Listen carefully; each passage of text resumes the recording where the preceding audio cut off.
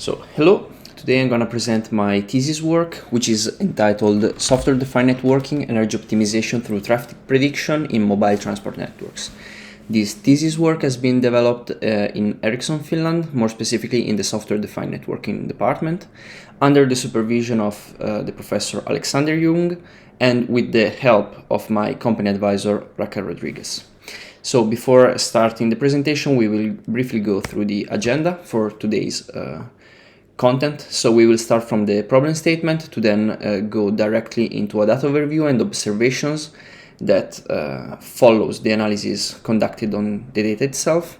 Then we will present all the steps and details about the model search and development, to then pass to the more software engineering related part of the project with a brief descriptions of the microservices, how they work and how they've been developed. Then we will conclude the presentation with the future developments that have been highlighted and found and the conclusions. So let's start from the basis question. Why? Why would we need such a solution? So as of it is today, the resources to the microwave nodes across a mobile network are allocated with respect to peaks. So the radios are prepared to answer to maximum expected traffic, but they are not dynamically allocated to that. So if we would find a way to assign resources with respect to the exact required traffic to those radios, we would produce an energy reduction and then also a cost reduction for the mobile operators. So how do we aim to do that? Mainly we aim to develop an architecture that is based on two components. The first one is the traffic prediction component, which is a service that fetch historical utilization data for every microwave radio element across a mobile network, and then produce what is the expected utilization that will be required from them on the next day. This prediction will be then used by another service, which is called the deep sleep scheduler, that will read the produce of the traffic prediction service and will output a schedule that will represent which of the microwave radios can be partially shut down in the next day and on which hours. So now we can see in this image a sketch of what is the planned architecture. So we start from the database where the raw data is stored for every node. Then this data is ideally fetched by a data preprocessing service that prepare the data to be fed into the traffic prediction service. And specifically the traffic prediction service read time series data, so sequence to sequence. So this is a sequence-to-sequence problem. Then the traffic prediction service would output a prediction for every node for the next day, which is collected by the deep sleep scheduler, and then this data is mixed also with the network topology and possibly external additional information. The deep sleep scheduler then outputs the final result of this architecture, which is a schedule for the suggested shutdowns for the whole network on the next day. So now that we've seen a complete overview of what is the problem, we will start talking about the data. So the data is already collected by a legacy component of Ericsson, and it has a granularity of 15 minutes. The data is not really understandable or usable for a forecasting problem as it is now, because it is represented by 20 columns representing buckets of 5% utilization. So for example, we can see from the first one that it goes from 0 to 5% utilization, 5 to 10% utilization, and so on. Every record stands for a specific microwave interface, but at an Ethernet level, so that the sum of all the cells for a specific record should amount to 900 seconds, so 15 minutes. So what does this mean? The content of every bucket means how many seconds that specific interface has spent in that specific percentage utilization. So for example, we can see in the highlighted slide that the selected interface on a specific 15-minute interval has spent 484 seconds in a utilization that is comprised between 0 and 5%, and 393 seconds in a utilization that is comprised between 5 to 10%, and so on. So the data as it is not really usable for a forecasting task, so we need to shape it and process it. So what we want to achieve is a univariate time series. So we want to obtain a single label that we can forecast from this data. So what we do is just a weighted average percentage utilization. So this is a weighted average on the seconds, where we, for every record, we sum the amount of seconds that the interface has spent in a specific utilization bucket, multiplying it by the right side interval of that utilization bucket to follow a pessimistic approach. So if we want to refer at the previous example, in the 0 to 5% utilization bucket, we assume that for every second spent in that bucket, the interface has been at 5% utilization and not 0%. This way we can shape the data in the form of a univariate time series, but then we also need to do some other operation to clean it. Specifically, we cut away from the dataset all the time series that have more than 10% missing data, so that we would not bias too much the dataset, because then we proceed to fill the missing data. We make this decision because it's possible that during the data collection process that is done by the legacy component, some data might be corrupted in some way. So we don't want to be too strict in the data collection process as to not lose information that might be valuable. Then all the duplicated records are cleared from the database. This can happen, not frequently, but still there are some duplicated records. And then all the missing values of the time series that are achieved are filled using a technique which is called forward fill, where all the last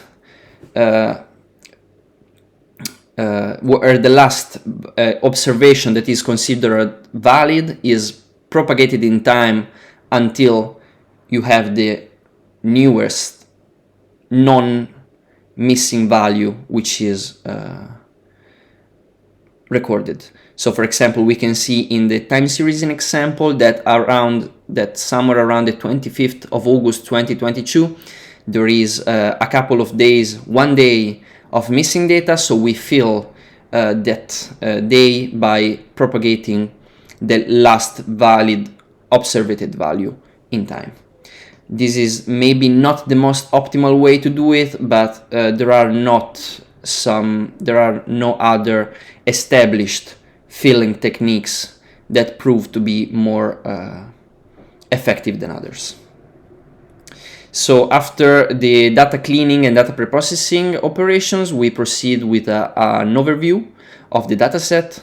So we proceed to do some analysis, and from the first high-level analysis emerges that the majority of the available measurements are showing that the data coming from these networks is from microwave radios that are heavily underutilized. So more than 90% of the data from these networks is from interfaces that rarely goes above 10% utilization.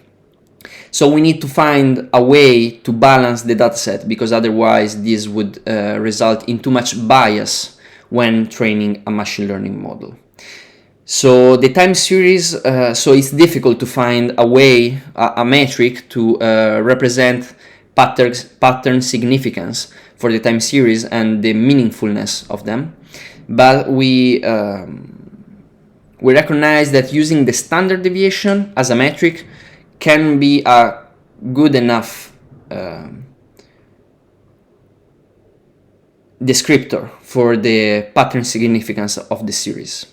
So what we proceed to do is create a balanced dataset of 724 time series that are sampled from the dataset not randomly but following a more organized approach. So we create three equi-weight bins based on the standard deviation, and we sample a finite amount of time series from each one of these bins.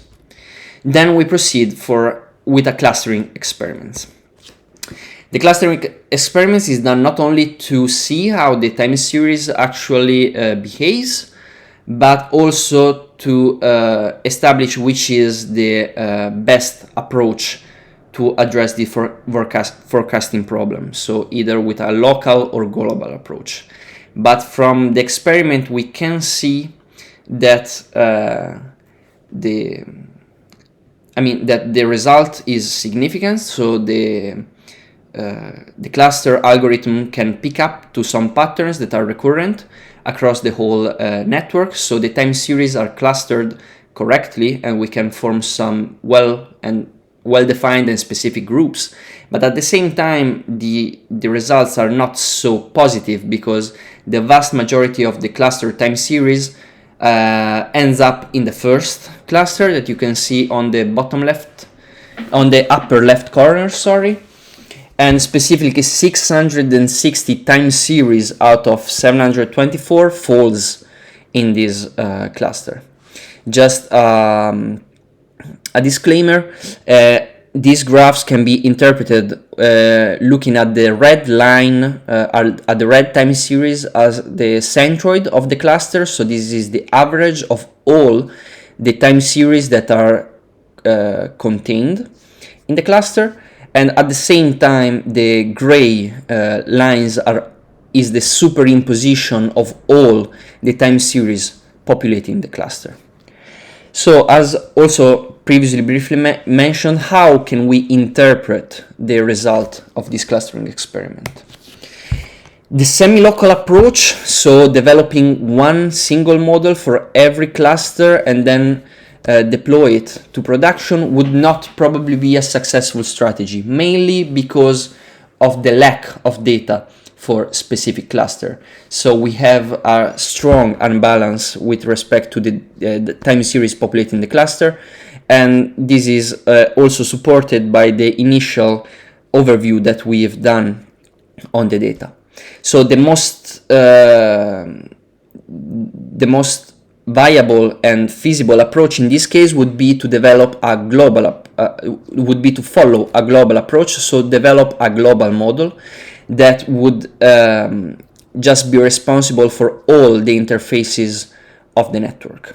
The problem is that the data is very noisy and the dataset is unbalanced, so we have to find a way to balance the dataset accordingly to develop a model which will not be just biased by the vast amount of flat time series. So we need for an additional dataset that we can use for the training, and so we are aiming for the training of a global deep learning model. And since we want to just train the model on meaningfulness of time series, we use the standard deviation as a metric to divide the time series in our dataset, and we get all the time series from January 2023 for the full month that have a standard deviation greater than 1. This is just an empirical choice. This can be tuned to include more or less time series, but the experiments has been conducted with this dataset, which is of 410 time series of the full month of January, so 2,976 samples per time series. Now we will proceed to have an overview of the models that are studied in this project. We start from the first one, which is temporal convolutional network. Temporal convolutional network is not a specific architecture, but is more a family of architectures. The one that we use specifically use dilated causal convolution. So basically it's a one-dimensional convolution that ensures that the future steps are not mixed in with the past steps. So we only see what happens before a specific time step and not what happens later. At the same time, the convolution is dilated because there is a dilation coefficient that allows the reception field to be enlarged, and then every hidden layer sees a specific amount back in the past to ensure that more data is fed into the model. So there is a stronger reception field, a wider reception field looking back in the past.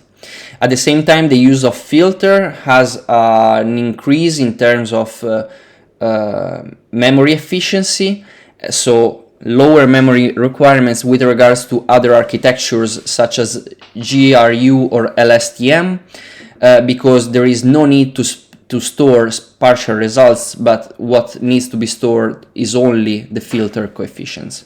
And also the filter coefficients can be reused across layers. The next model we study in this project is NBITS, which is a block-based interpretable and hierarchical architecture. So we can see in this image from left to right. From left we have the block, which is fed the input, and the single block produces two outputs.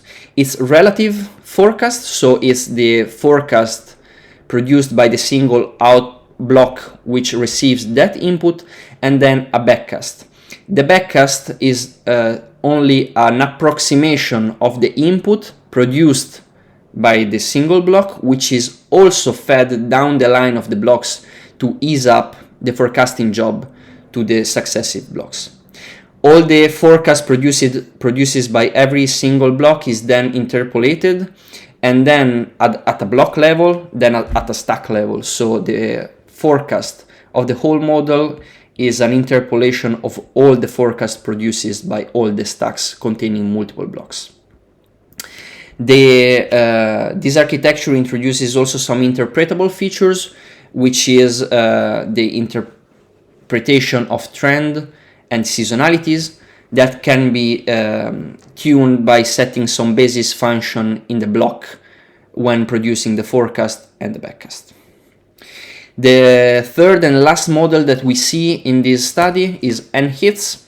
Specifically, NHITS is a model architecture that has been proposed to enhance the performances of NBITS, specifically aiming at obtaining a lighter and faster architecture.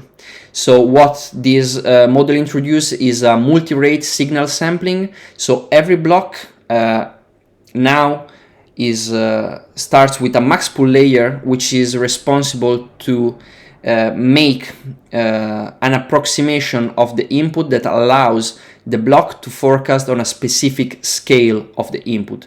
So as we can see in the image, for example, we can focus on just specific scale and granularity of the input, so that every stack and every block can produce highly specialized output that is referring to either a low scale or high scale of the input. Then the output coming from every block and every stack are also interpolated accordingly, following an hierarchical interpolation approach, similar to the one of NBITS. So these are the model architectures that we study in this project, but specifically, what are we looking for out of this architecture? So we aim to find a deep learning model which is reliable in the accuracy of the prediction, fast enough, but also that allows flexibility. These three models have been chosen because they are enabling also a kind of forecasting which is referred to as probabilistic forecasting. So probabilistic forecasting, it differs from deterministic forecasting because the output is not a single deterministic series of value, but it's either a set of possible values that are sampled from a distribution that is learned from the model.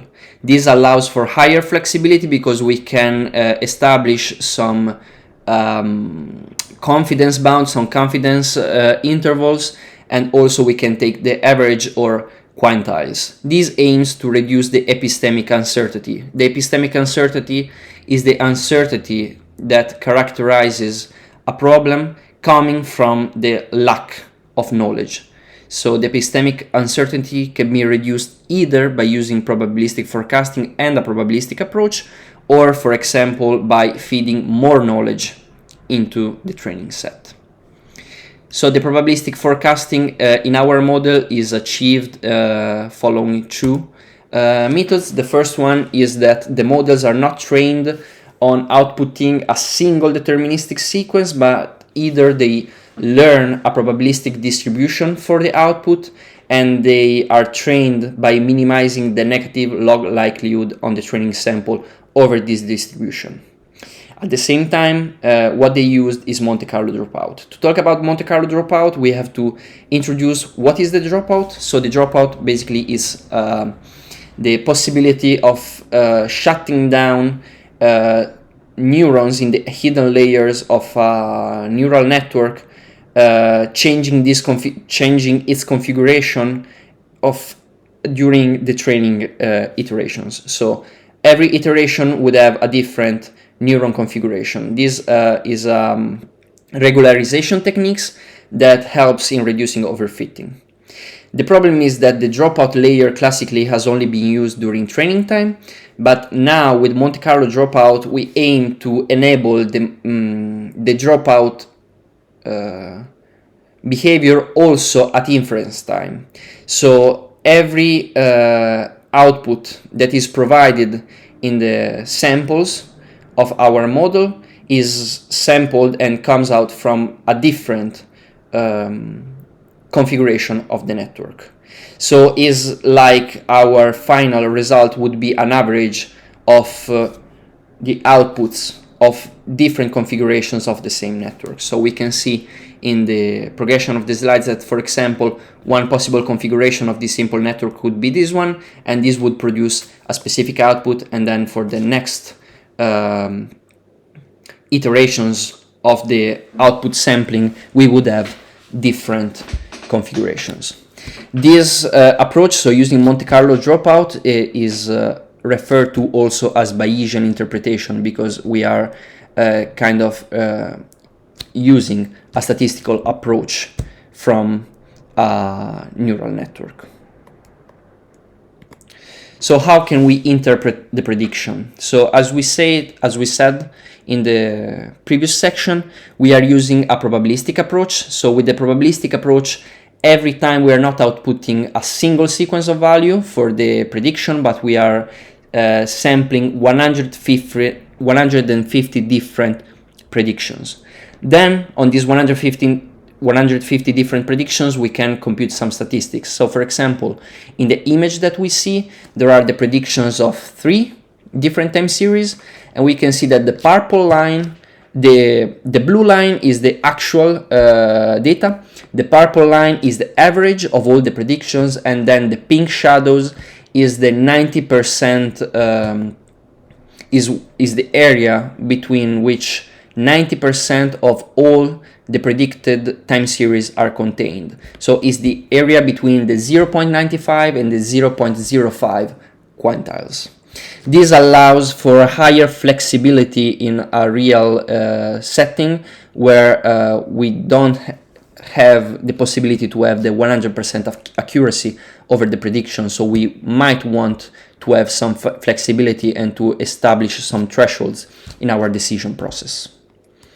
So going over a bit also to the training specifics. So as mentioned, the training has been done on all the data coming from January 2023, but only with the time series that have a standard deviation higher than 1. This has been done because training the models with the first dataset that has been used also for the clustering experiments resulted in very poor performance, so in specifically in underfitting. So the model were able to predict accurately the time series that were basically a flat horizontal line, but then when coming to more meaningful time series and meaningful patterns, it was just an under-fitting scenario. All the model implementations come from Darts, which is a library that has been used for this project and that offers a lot of support as well as a lot of customization for the model. And the hyperparameter optimization step has been done with Optuna using the Darts model. One thing I want to mention is how the dataset is then further enhanced by the Darts model.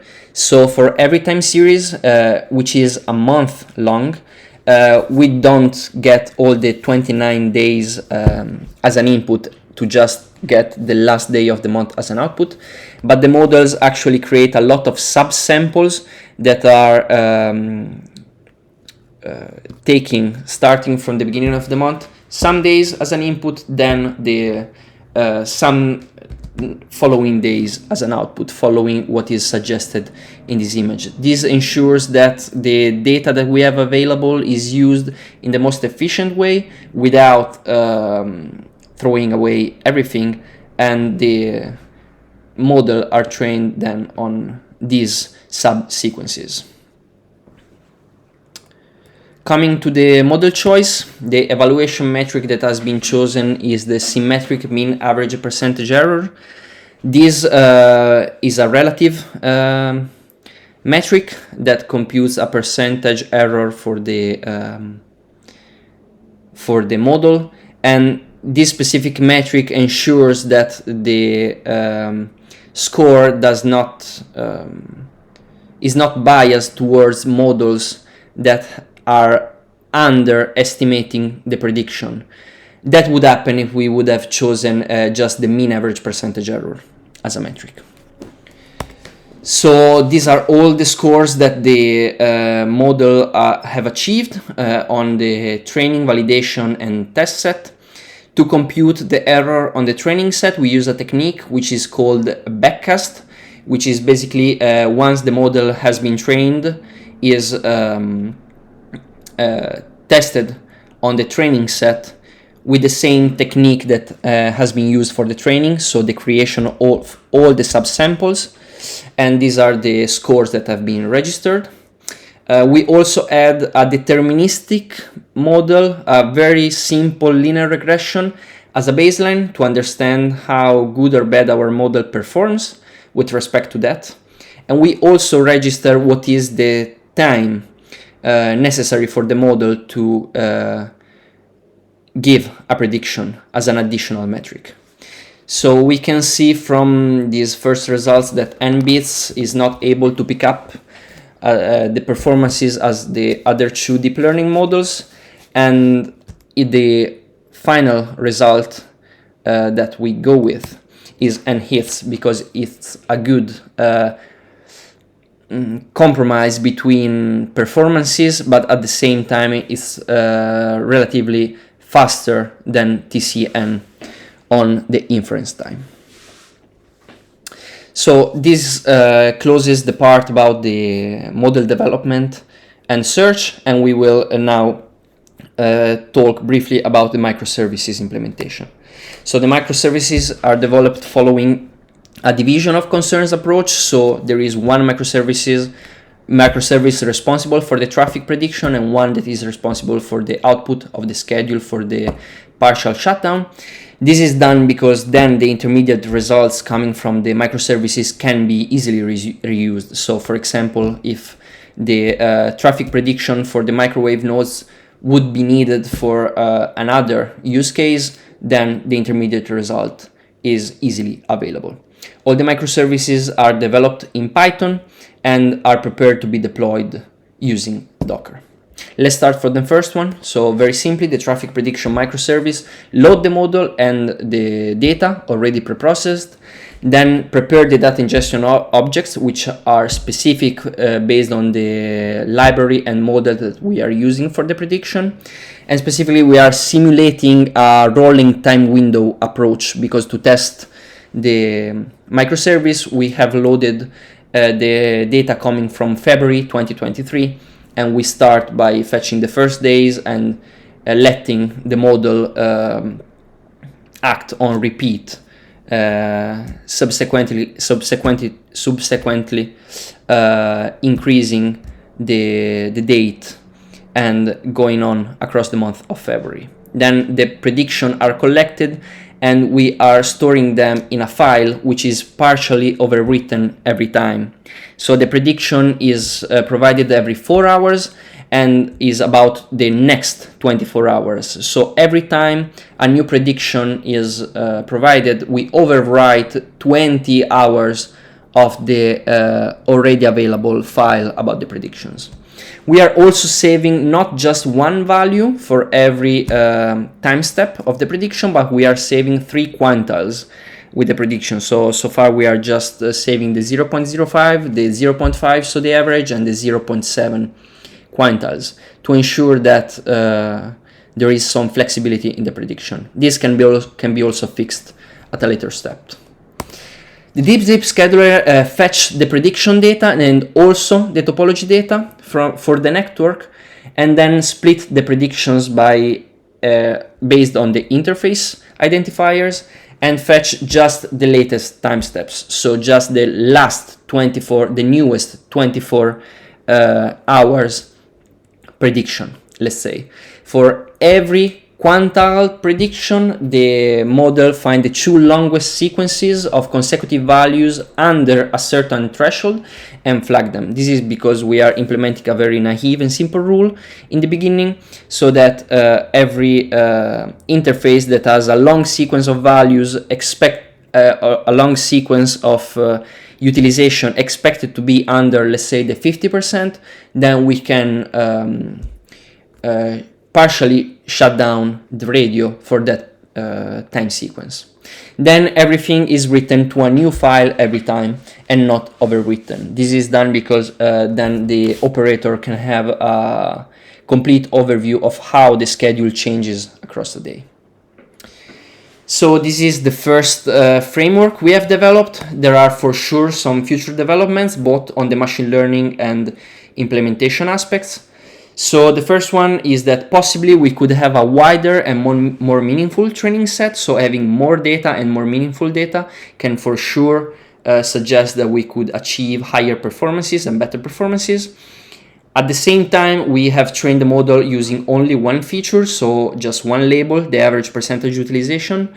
We can also think that using a multivariate forecasting approach could result in better performances and higher accuracy, but this is not straightforward, so it would need to be tested. At the same time, we are using just one model for the whole network, but as mentioned after the clustering experiments, some other way can be feasible. So for example, using a semi-global approach where we develop multiple models for every cluster, and then we clusterize the time series before the prediction, and after that we can just feed the specific time series to its specific model based on the classification that the cluster algorithm provides. These are some drawbacks because usually the classification and clusterization algorithms for time series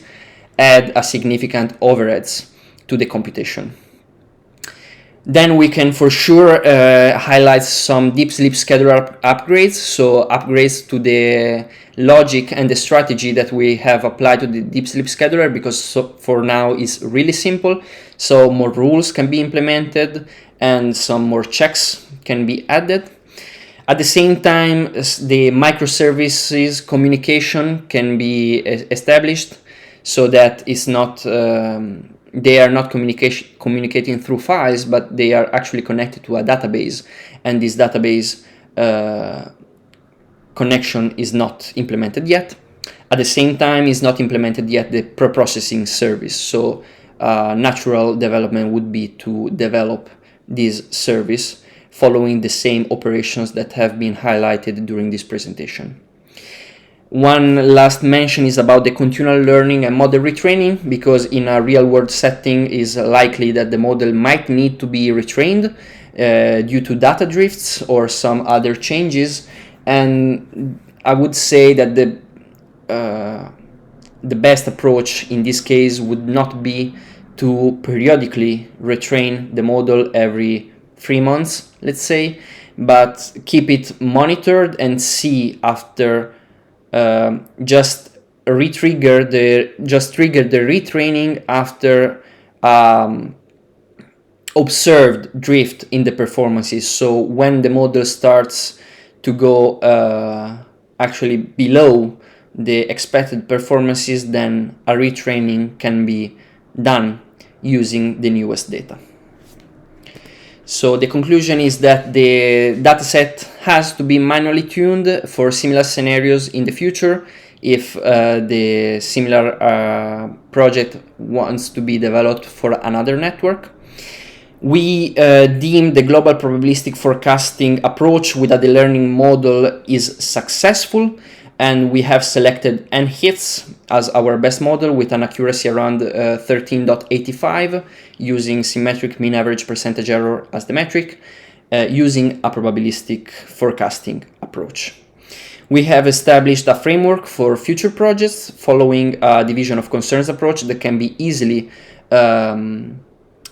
further developed and enhanced for more complex use cases, and can also be reused to be deployed also for different customers in a future scenario. So thank you for the attention. Thank you to the professor for the supervision, and to Raquel and the whole software-defined networking department at Ericsson Finland for the help. This has been a good journey. I enjoyed doing this project, and I hope that everything has been clear during this presentation. Just as a note, I'll leave the last slides with the references if you want to see for the details I cited during this presentation. At the same time, this presentation is a summary of the whole work that is contained in the thesis, so please, if you want to find more details about my work and the observations and decisions we've been making, please refer to that. Thank you for the attention.